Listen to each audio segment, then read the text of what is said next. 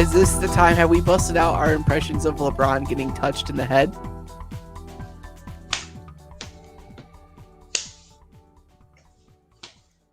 No blood? Is there blood? Is there blood? Okay. I mean, we're in a world That was where Crock-Pot Corner. Another appearance from the Crock-Pots. Recurring character, the Crock-Pot, that for some reason is in that room. All right. Well, do you want to get sad? Is it time to get sad? I think it's time to get sad. All right, we're feeling real sad today.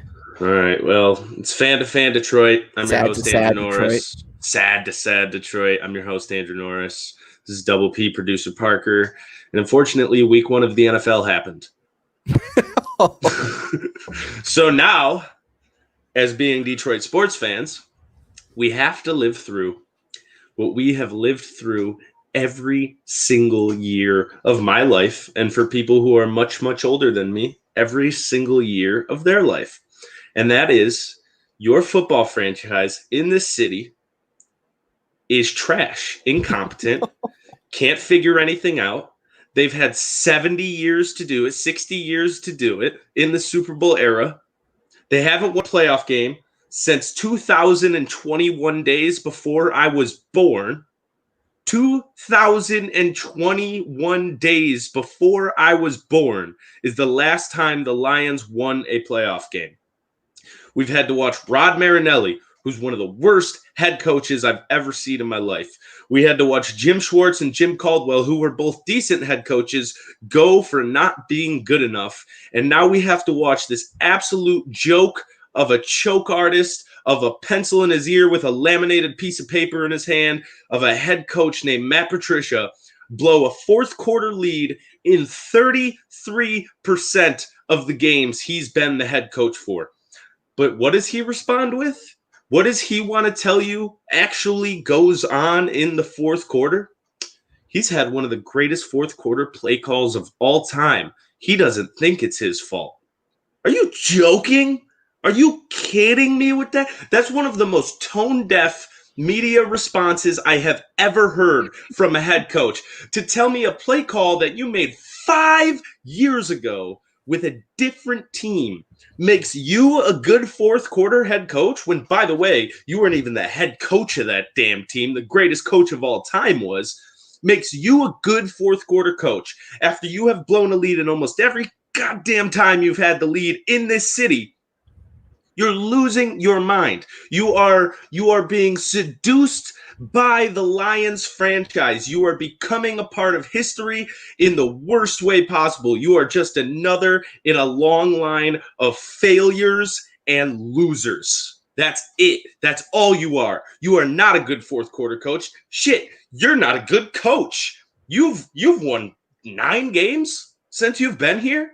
You've lost 34 and tied once. Oh, guess what? That one tie, you had an 18-point lead going into the fourth quarter last year, Matty P. 18 points, 17 this year. Nope. At least it wasn't as bad as when you allowed Sam effing Darnold to score 48 points on you in your first game as a head coach. I'm done. I'm done with the Detroit Lions. All right, you want to talk about the Tigers?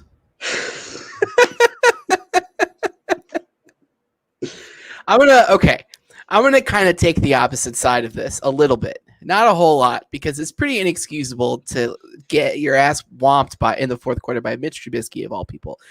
But let's take a look at what that game really was, and that was a game where you didn't have your starting 3 corners.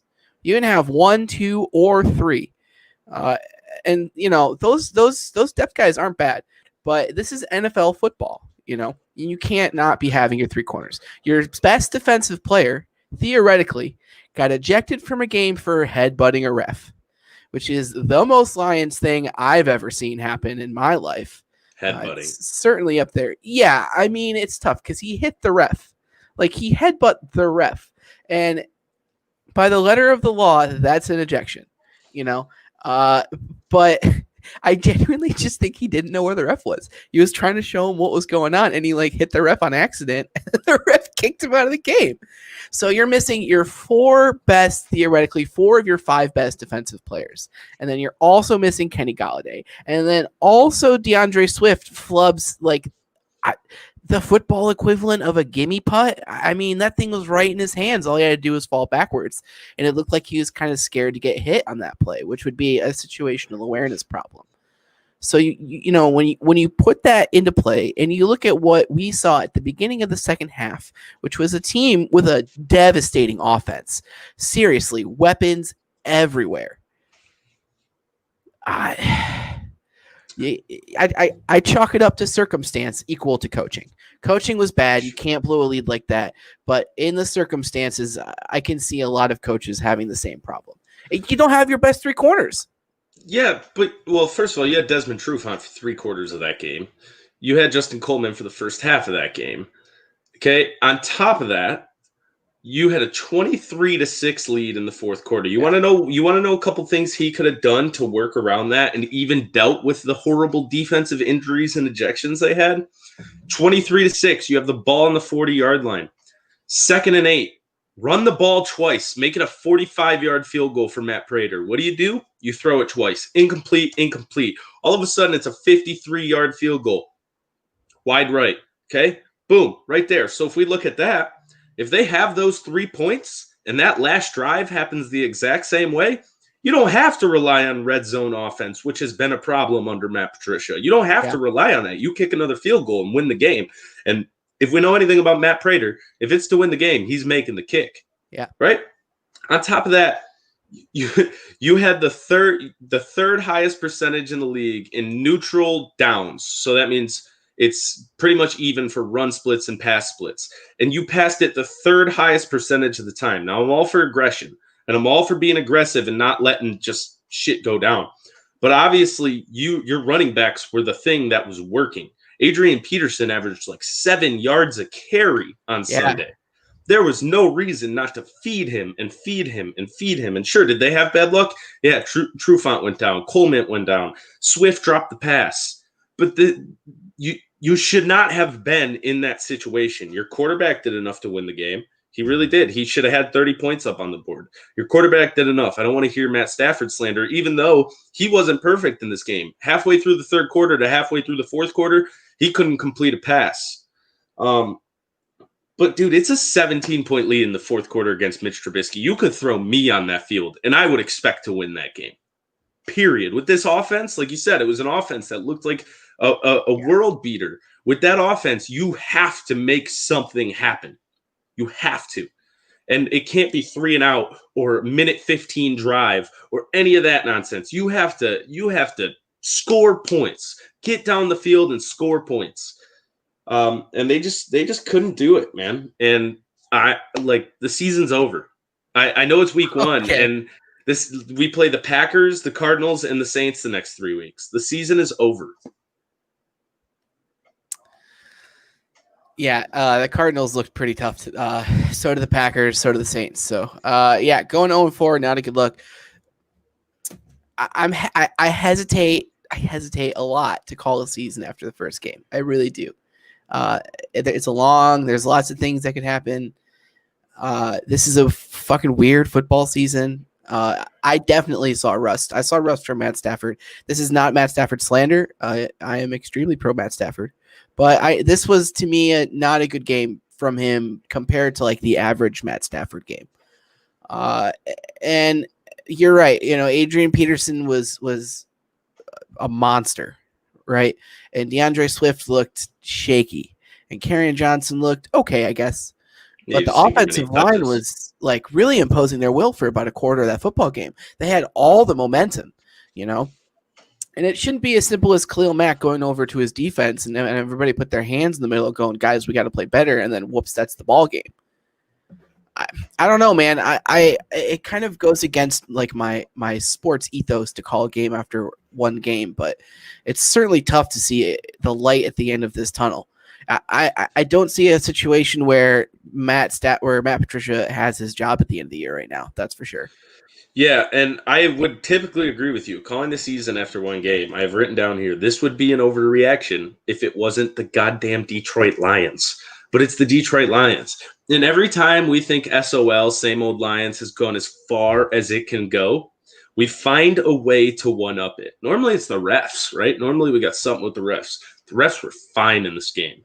Everything went your way except for a couple of injuries and one so-so ejection. But guess what? That's not enough to lose a 17-point lead, especially when you've already, in your 2 years as a head coach, have 10 blown fourth quarter leads before this. I mean, it was just, I've never felt the sense of anger I felt toward this team.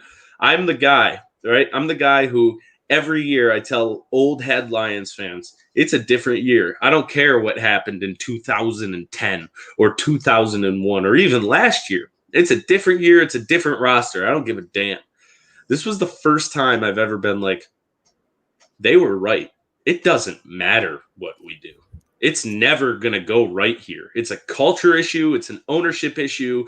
It's a front office issue. It's a head coaching issue.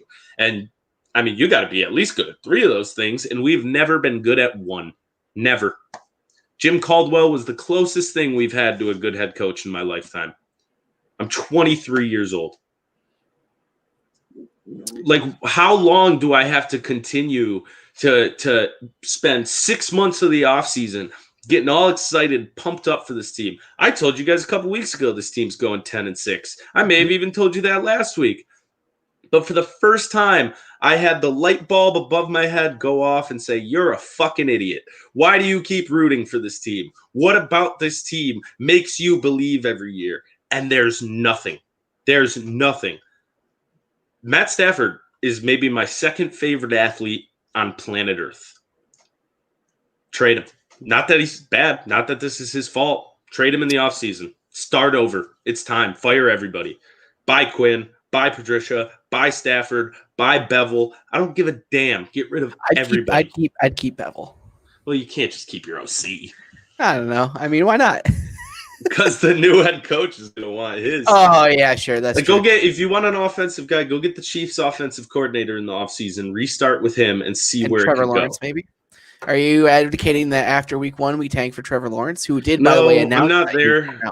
I'm not there, right? I don't want to tank because I don't think you need the number 1 pick. I still think there's talent on this team. But everything surrounding that talent is not good enough.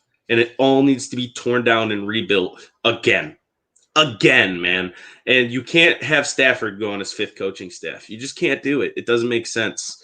Let him go somewhere where he can win. Let him go somewhere where there's an actual football. Throw 3 touchdowns in 1 quarter again. I will drop kick my TV into oblivion.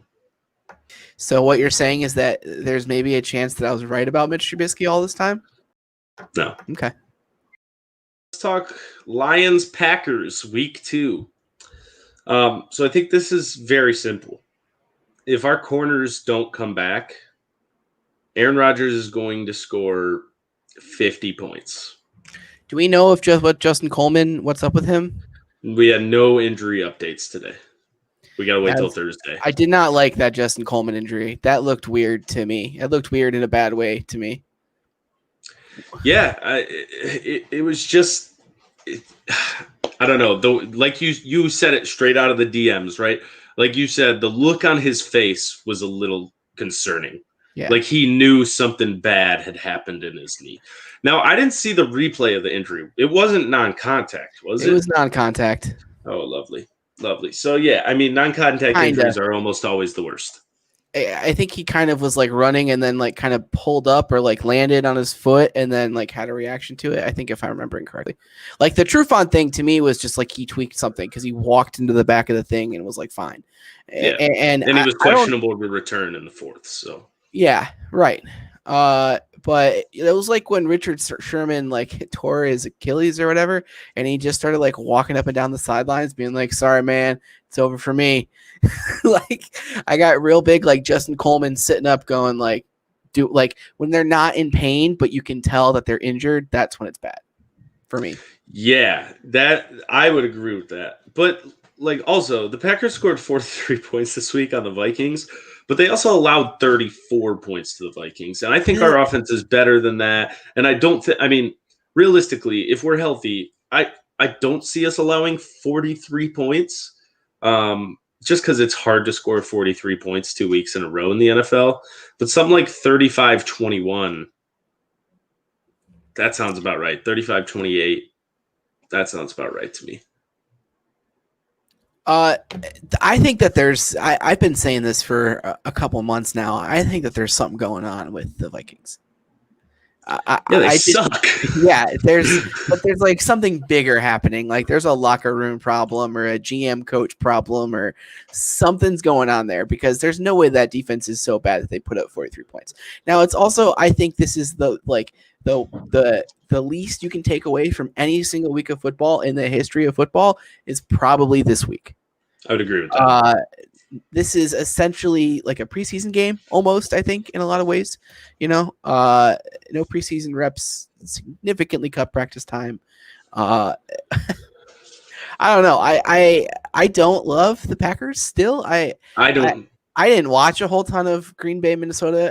There's only so much time in the goddamn day. But how do they score 43 points? Did Alan Lazard have 8 receptions for 124? Devontae Adams had 15 catches or something like that. Sure. And if we're not double covering Devontae Adams all the next game, it's like Patricia is like one of those guys who goes to a restaurant and eats the same food every time. One of my best friends is like this. He'll go to a restaurant, no matter what the restaurant, he's getting chicken Alfredo. Matt Patricia is going to order chicken Alfredo against every defense in the NFL, and he won't try like a steak sandwich or like a nice piece of chicken. He's going to order some goddamn chicken Alfredo every week. And then he's going to go to a new restaurant, order the chicken Alfredo, and then tell them that they cooked it wrong. Yeah. He's going to be like, no, trust me, this isn't right. Trust me, this isn't right. He's just stubborn, man. He's too stubborn to be an NFL head coach. A dog just broke in. Hold on. Show the dog. Dog, do you want to be on the show, dog? Oh, no? Okay. Do you want to be on the show? See? Hold on. Come here. Come here. This is like the rule that I have. Oh, he looks so pissed. He said no. Okay. That's your 15 minutes of fame. But I say, let's cut the Lions discussion. Let's go around the league a little bit, because I already know next week when we're recording, we're going to be back here angry as hell again. Bitching again. It's going to be, we got 17 more weeks of this, everybody at home. Be ready to be angry with us. It's what we do best as Lions fans. So I got a couple things from around the league. Yeah. Okay. Eagles were up 17-0 on Washington, the Washington football team. Washington ends up coming back. They sacked Carson Wentz 7 times, including a sack and a half from Chase Young. Could this Washington team be okay with that defensive line? Yeah, I think okay is the word. Max they could wins. win 5-6 games this year and be like pretty competitive. I think the Eagles might not be good. And I think it just might not be Carson Wentz, man. I don't think we've ever seen anything, and I think people have kind of assumed based on like 10 weeks from one season, and it just doesn't seem. It's just another thing where it just feels like the fit is wrong or something. Like something's just not working, and I don't know what it is. But there's a chance that Redskins defensive line is like very scary. They might be the best in the league. It really might be the best. They also look, and this I think more is going to should affect your gambling lines. But we've seen this before, where an NFL head coach or like a GM gets sick and has cancer and comes back, and the way that inspires the team, in my opinion, should affect Vegas lines by at least 2 points. Brought the Colts to the playoffs like 5 years ago. That's right, and I think it could make this really shitty Washington team mediocre. Yeah. The Patriots-Dolphins. Patriots look like the Patriots, man. I mean, the offense wasn't quite as good as it normally is, but they held the Dolphins to 11 points. So I think that's where the story is here, more so than Bill Belichick's going to Bill Belichick, right? Ryan Fitzpatrick threw 3 interceptions and 0 touchdowns. How long till we see Tua? 2 weeks, 3 weeks? Yeah, at most, right? in a regular offseason, I bet we would have probably seen Tua in the first week. But I think you'll probably still see a few more weeks of Fitzpatrick. Yeah, and I'm excited to see what that Dolphins team looks like once Tua is there, because the Patriots seemed like they were humming right along, and they still held them to 21 points. So Cam Newton was so they're basically like a jumbo set offense. Basically, they're just gonna run the ball. They're gonna run the ball instead of the pass, which is cool. It's a different offense. I think they have one true competitor in that division, and it is Josh Allen and the Bills, who looked phenomenal. Really good. Josh Allen looks like he is on his way to like maybe not this year, but soon to be an MVP candidate type quarterback. He's that good, man. It's a tough time to be an MVP candidate as a quarterback because no matter what, you're always going to be fourth. Yeah, I said fourth because of Kyler Murray, who was incredible against the 49ers, looked unstoppable. He just looks like he like makes his reads and then goes, I'm going to run for 15 yards. And he chucked it up to Nuke Hopkins 20 times and he caught 15 of them. I was riding the Cardinals all off season. Towards the end of last season, I'm still on the bandwagon now. I tell you what, man, somebody just brought 30 beers and we're having a party. It's a good bandwagon to be on.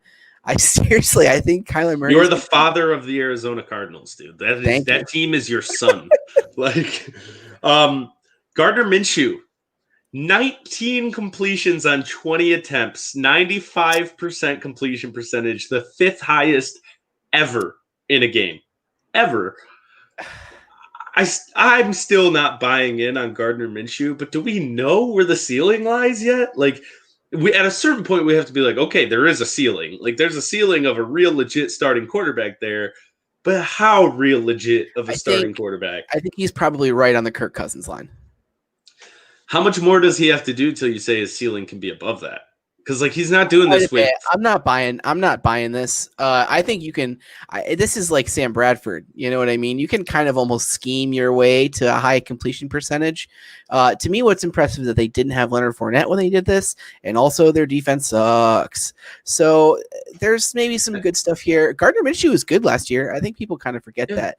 But the team's going to London, so the Colts defense doesn't suck, and he did that. He put up 27 against the Colts.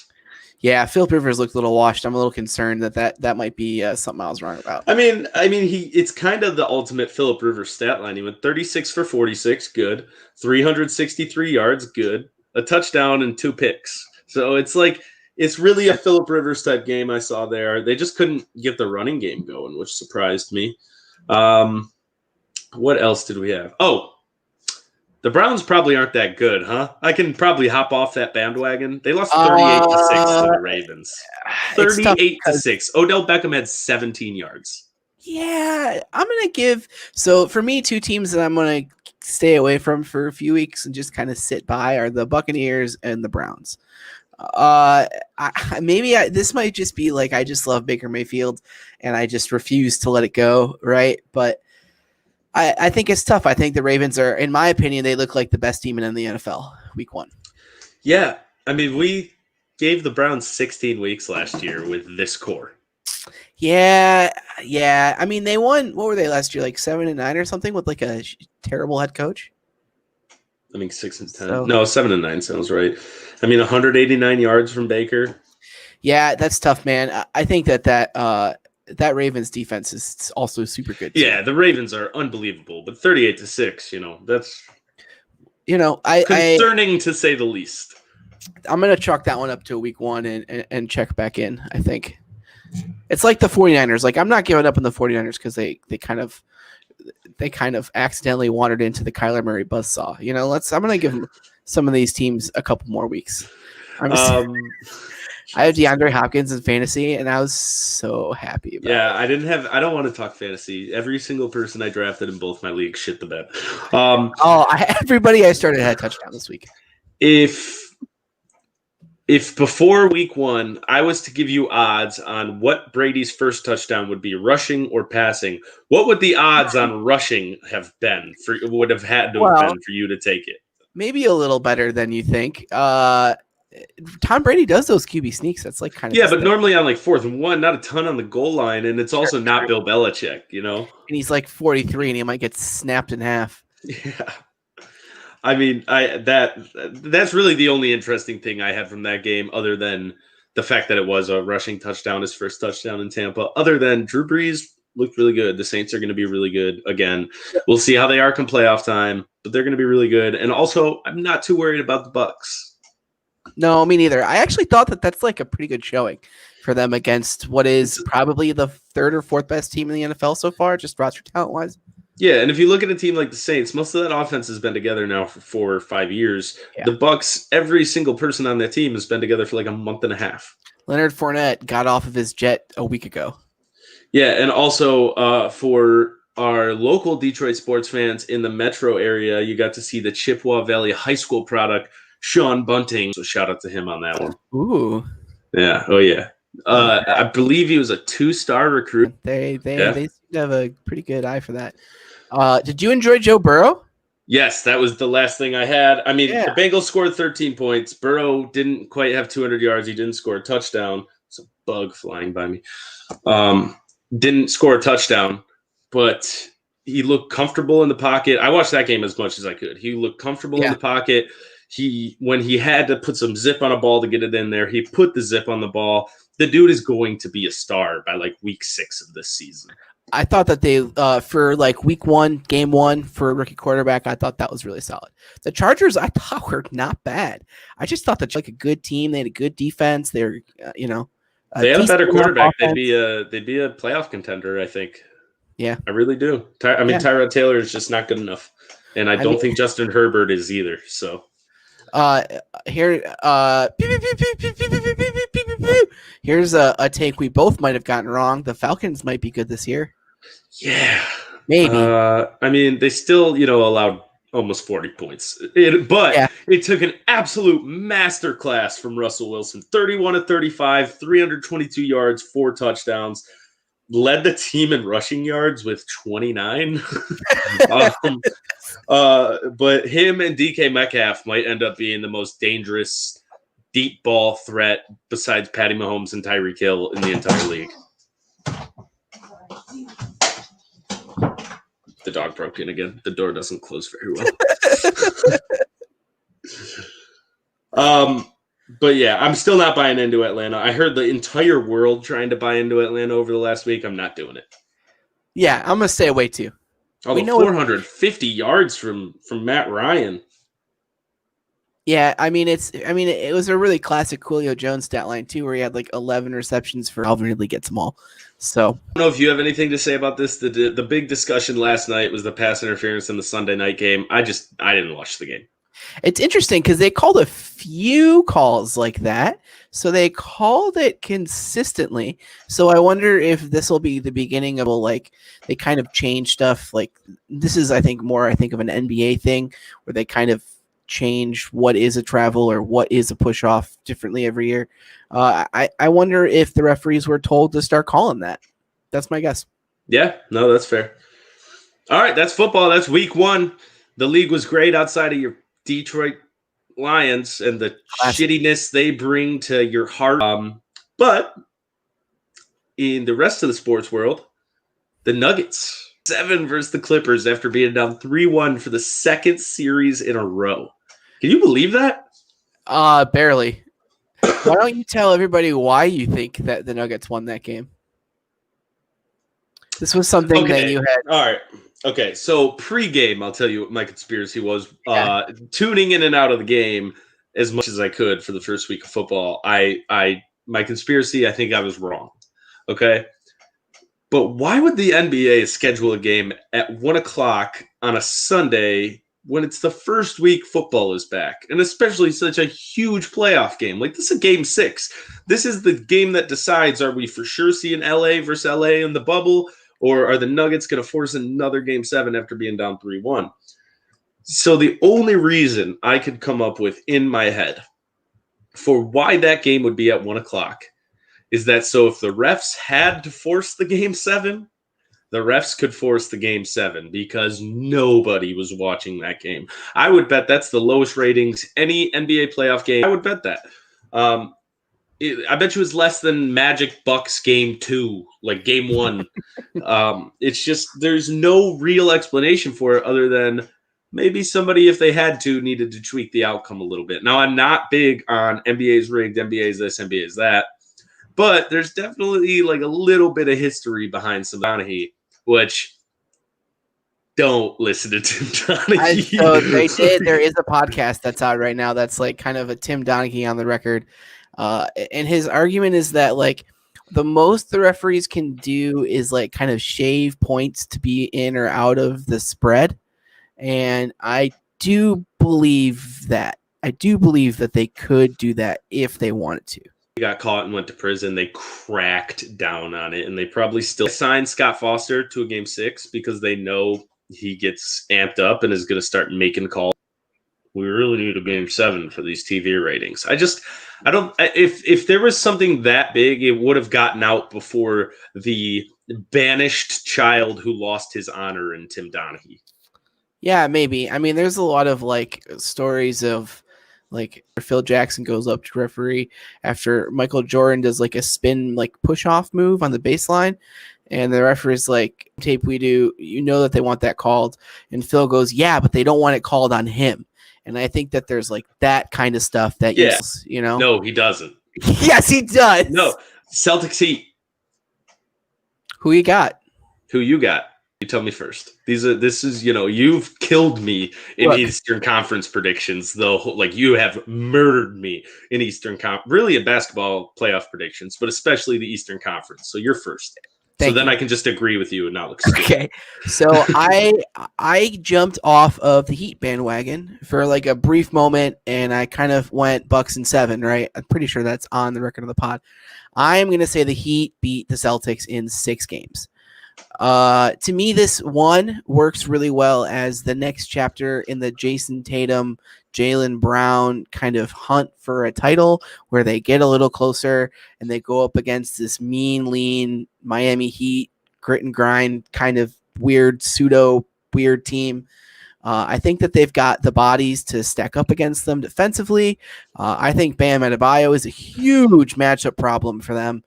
And I just like sometimes, man, we know this as Detroit fans. Like sometimes the teams just got it. The Raptors did last year. Yeah. Yeah. And I have, you said 6, Heat and 6? Yeah, Heat and 6. So I have been wrong as many times as I've ever been wrong on anything about the Heat this year. I have apologized to Jimmy Butler on this show. The Heat just blew the Bucks out of the water, the team that was on pace to win 70 games. The culture there is real. Eric Spoelstra is a top 3 coach in the NBA. And the Celtics are winning in 7, baby. I'm laughing at the idea of like Jimmy Butler like scrolling through our show and being like, yeah, that's right. I wouldn't be that shocked. I know Jimmy Butler is the type of dude that goes on Twitter and types in Jimmy Butler. I think that like I imagine he has like his agent like cut up like all of the Jimmy Butler apology clips and mail them to him. Sticks them in his locker. 5-minute montage. Before the game, he just goes in his locker and he reads all the cutouts of them up there. Andrew Norris. Mean tweets with Jimmy Butler. This dagger 3 is for you. So what's your argument for the Celtics winning? All right. So there is a lot of young, obviously the Heat have veteran presence, but there's also a lot of young guys who have overachieved in this playoff run so far. Now the Celtics have a lot of young guys, but they've been here. They took LeBron James to Game 7 of the Eastern Conference Finals when Jason Tatum was a rookie. This team is legit. This team knows how to get it done. I know Daniel Tice doesn't sound like a great matchup for Bam Adebayo, but as I hope we've all come to learn, Daniel Tice is a damn good matchup for anybody. I mean, he's a good player. He's a really good player. He just does what needs to be done. He's the ultimate role player starter, right? He's not Draymond, who is like the Jesus Christ of a role player starter, but like he is the perfect 5th guy. That is the type of center I want in modern day basketball, who's just like, I'm going to pay you $6 million a year and you're going to do everything I need you to do. Yeah. So I think Tatum balls out. I think Kemba is amazing. And as we've seen, Kemba is not scared of the spotlight. We knew it in college, but we hadn't seen it in 8 years? Well, he had been in Charlotte. He's not scared of the spotlight. That man can hit a big shot. Even when he struggled in Game 7 in the first half against the Raptors, he came back and found it. in the second half and was a big part of the reason why they won that game. And I think the Celtics just beat I think both these teams just beat the first and second best team in the East. So they've kind of taken their spots. And I think the Celtics are the one team that can match up with the Heat style of play as well as anybody. They can shoot the three, they can attack the rim, they can rebound, and they can defend. They can do it all, and they can give you different looks in each one of those categories. It's not just going to be Kemba shooting threes. You got Jason Tatum. You have Jaylen Brown. Gordon Hayward's coming back. I don't think he'll get a huge amount of minutes, but, I mean, if you get 12 minutes of Gordon Hayward off the bench when you just need a guy to go in there and get a bucket, that can be big time.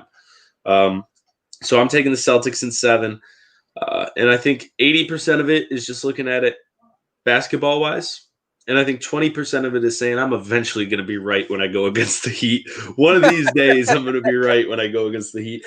And I know I said it last week. People at home, stop calling them the 04 Pistons. You stop it. You stop it right now. When they win, they're going to get that a lot. Yeah, that's all I'm going to hear, and I'm just not going to watch it. I'm just going to turn it off. I don't think that there's any chance that team could beat the Lakers. I'll say that right now. There's just you can put Bam on LeBron, but then who's going to go on Anthony Davis, right? So Kelly Olynyk, have fun, bud. Yikes! I mean, that would be bad. I just like the Heat, man. I just like that roster construction, and I think that they, in my opinion, are the odds-on favorite to get Giannis at the end of this next year. I disagree. It seems to me. I don't think he can go there now. It's against the rules, especially for a guy like Giannis. Yeah, it's tough because I really don't feel like we know a lot about how Giannis really thinks. But before we get into that, do you want to talk about the Western Conference? I'm assuming you think the Clippers are going to win? I do think the Clippers are going to win, but boy, will I be rooting for the Nuggets. And I'm sure you've seen it circulating on the internet over the last couple of days. But when LeBron and the Cavs tied Golden State after being down 3-1, and LeBron went into the locker room, he goes, they're fucked up. Mentally and physically, they are fucked up. And I know Paul George is that exact thing. Paul George is not showing up for Game 7. He's just not going to. I know Jamal Murray's going to show up. So I think it's really going to come down to who can play the better game. Jokic or Kawhi Leonard. If I had to put my money on it, I'd say Kawhi Leonard. But if there's 10 of these, I think Jokic plays the better game in 3 of them. Yeah, so, I think that's fair. The Nuggets are certainly a lot of fun. I just think that Kawhi Leonard's a robot, and that's at the end of the day kind of what you're looking for. So let's do you want to talk about what we think could happen with Giannis? Yeah, so another report came out today that pretty much it was a meeting saying, I need you guys to be willing to go into the luxury tax. I need you guys to be willing to upgrade this team. And I'm going on vacation with my family. I'll see you in a couple weeks.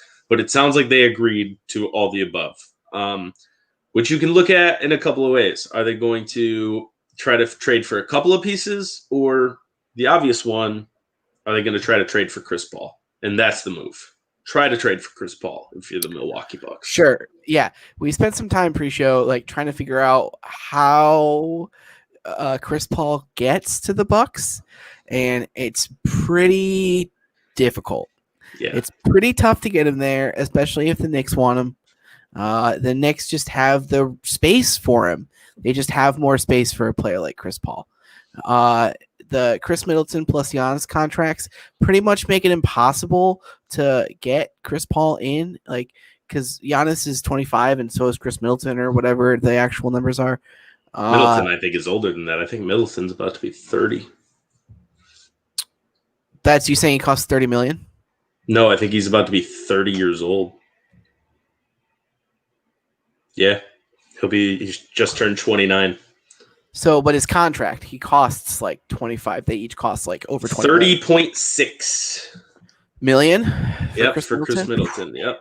I mean, so basically, if you want Chris Paul, you're gonna have to give up Chris Middleton. That's the only way cap wise. It's also the only way in terms of an achievable trade that the other side would want, you basically have to be willing to give up Chris Middleton.